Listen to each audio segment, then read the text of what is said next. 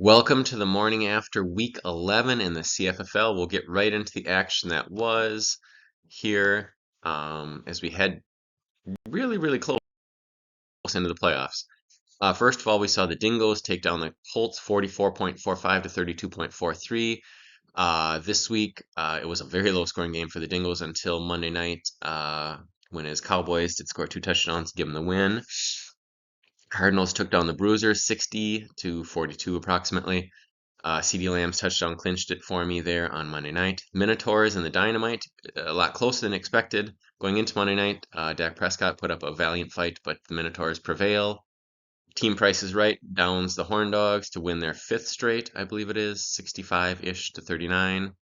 Badgers continue their hot streak, 82 to 51 over the Maulers. And Little Big Men take down the Dr. Dangerous, 73.89 to 44.57.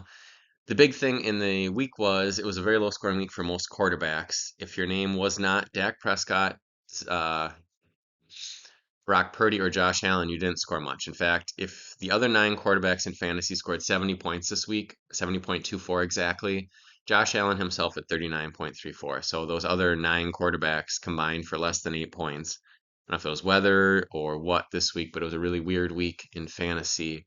Dak, Josh Allen, Travion Henderson. Those were really the only 3 guys that really I would say had a good week. So kind of a weird week. As you can see, the points for the most part were down. Overall, we had a couple in the 30s, a couple in the 40s, 3 in the 40s, 2 in the 30s. So that's low scoring week. But into the all play records since the last time we did this, there's been some changes. Dingoes have fallen. They were number 1 by a landslide. My team was 11 at one point and 7 last time, up to 4. Dynamite moved from about 5 to number 1. Badgers moved to middle of the pack to number 2.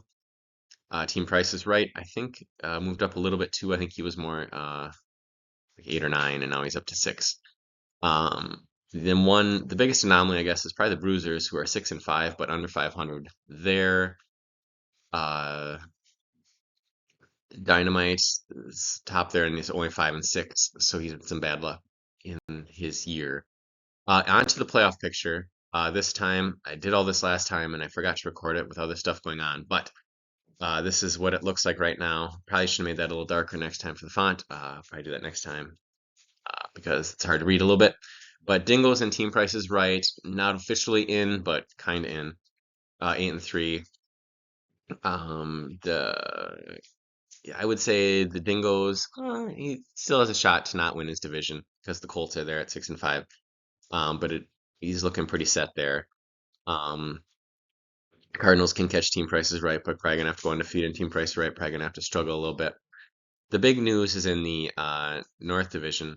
The Badgers and the Dynamite are 5 and 6, and the Maulers are also 5 and 6, but they're quite a bit behind in points. So the Maulers can make the playoffs if he wins out or goes in 2 and 1, and those two go 1 and 2 because he's probably not catching them in points.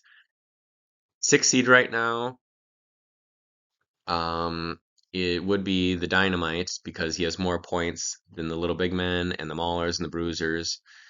They're going to have a hard time catching him in terms of points. They are currently 71 behind him. A big week and a bad week by Griff could have the Little Big Men catch him, but their probably best chance to make it is if those two, one of them wins the division, the other moves to the 5 or the 6 or the 4 or the 5 seed and gets them out of there. So the playoff picture, it looks like it could be closer, but I think it's kind of set right now. The Bruisers, they're at 6 and 5. They can pass the Cardinals or the Colts there in record, send them down into the battle for the 6th seed, and they could be in. Kind of 7 teams, I would say right now. The Dynamite with the Little Big Men, I think have an outside shot too to make it. 7 or 8, let's say 8 teams.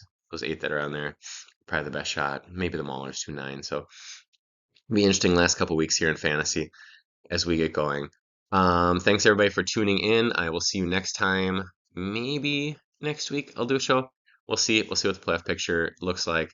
But thank you for tuning in. Best of luck everybody this week, except you, Michael. We've had a lot of battles over the years, and hope to take you down this week. All right. Thank you.